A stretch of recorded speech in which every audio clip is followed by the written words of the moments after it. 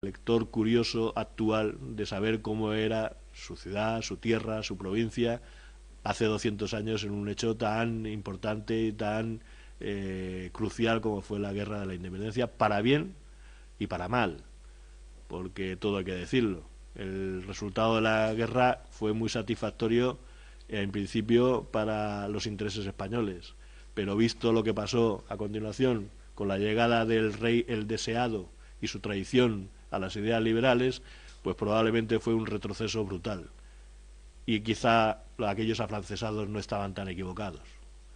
Bueno, a mí me parece más interesante quizá que ustedes hagan aquellas preguntas que les parezcan bien, y muchas gracias por su atención de momento.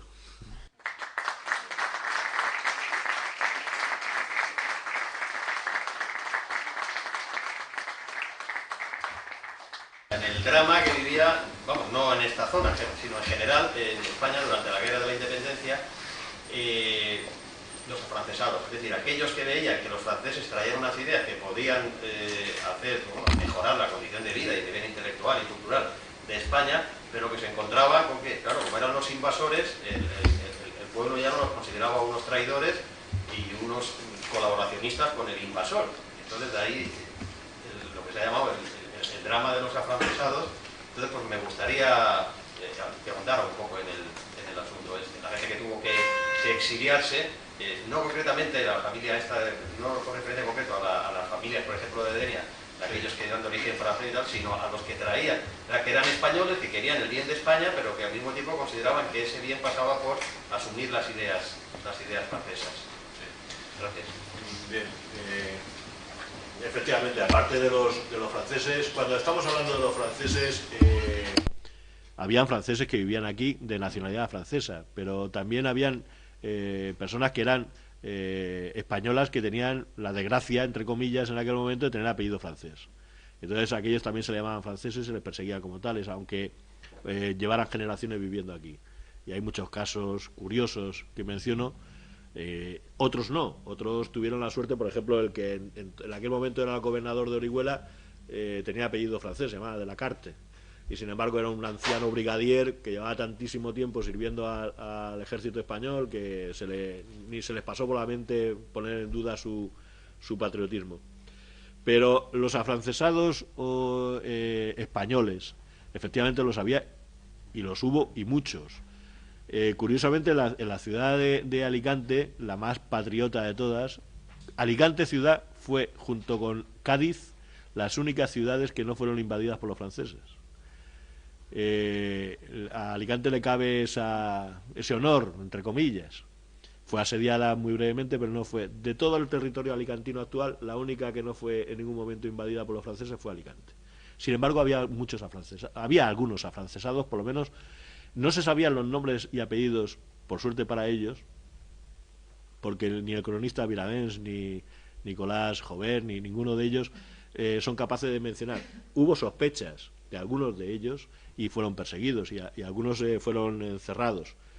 Pero algunos otros debía de haberlos que quedaron libres, y que, sobre todo cuando las cosas estaban más duras, más peliagudas, en los años 1812, 1813, porque el ejército francés no llegó aquí enseguida, al territorio alicantino, llegó en 1812. A Orihuela fue invadida un día en 1810 y enseguida fue liberada al día siguiente. Pero hasta 1812 aquí no apareció el ejército francés. Fue todo en 1812 y la mitad de 1813 los años más duros, de mayor enfrentamiento y de mayor invasión, con todo lo que supone una invasión, saqueos, etcétera, etcétera. Entonces, los afrancesados hasta 1812 estaban muy bien escondidos, porque además asustados de las represalias que se estaban haciendo sobre los franceses, ciudadanos, hijos y afrancesados. En 1812 debía de haber bastantes todavía en la ciudad de Alicante, que era la menos afrancesada de todas, porque cuando fue asediada se encontraban al amanecer pasquines por muchas esquinas de personas que escribían a favor de Napoleón y de los franceses. Y algunos generales españoles se quejaban, y están recogidos en el libro, de que efectivamente había un sentimiento en Alicante en aquellos días de parecer que no les gustaba que estuviera el ejército español allí y que estaban casi deseando de que entraran los franceses. Eso en Alicante. Pero es que había ciudades, como he dicho antes, en que los afrancesados no se ocultaban. No eran perseguidos, en algunos casos se les multaba para que pusieran más dinero a favor del ejército español, pero que no se ocultaban, y mucho menos se ocultaban cuando estaban invadidos por los franceses. Ya no solamente Denia, Alcoy, Ibi, había sitios en donde efectivamente la población de afrancesados era más numerosa y más respetada. Los afrancesados eran, vamos a ver, el nivel de analfabetismo que había en aquella época era altísimo, altísimo. Los pocos que podían cultivar su intelecto eran gente rica, como es normal. Los nobles, la aristocracia, la burguesía, que entonces empezaba, que mandaba a sus hijos a estudiar. Quienes más podían los mandaban al extranjero. Los grandes comerciantes mandaban, por lo menos durante algunas temporadas, mandaban a sus hijos al extranjero, a Londres, a Francia sobre todo. Todas estas personas que tenían la fortuna de viajar fuera o que podían estudiar, ir a universidades, a las pocas que había, en Orihuela había una, en Valencia había otra, etcétera, pues traían las ideas más avanzadas de la Revolución Francesa hasta Alicante. Había aprendido el liberalismo ya mucho en España y en Alicante más todavía. Alicante, el puerto de Alicante, que ahora ya no es nada prácticamente, sin embargo durante todo el siglo XIX era de los más importantes del Mediterráneo, mucho más importante que el de Valencia. Era el segundo más importante de España después del de Barcelona. Y por aquí entraba una cantidad de comercio y de mercancía tremenda, pero también mucha influencia del extranjero. Había muchísimos consulados en la ciudad de Alicante. Y el número de colonias franceses era importante. Las ideas de la Revolución Francesa se habían instalado mucho en la ciudad de Alicante y en lo que después sería su provincia. Y esas ideas de liberalismo, de libertad, de la famosa igualdad, fraternidad y tal, eso había calado sobre todo en la gente de mayor cultura.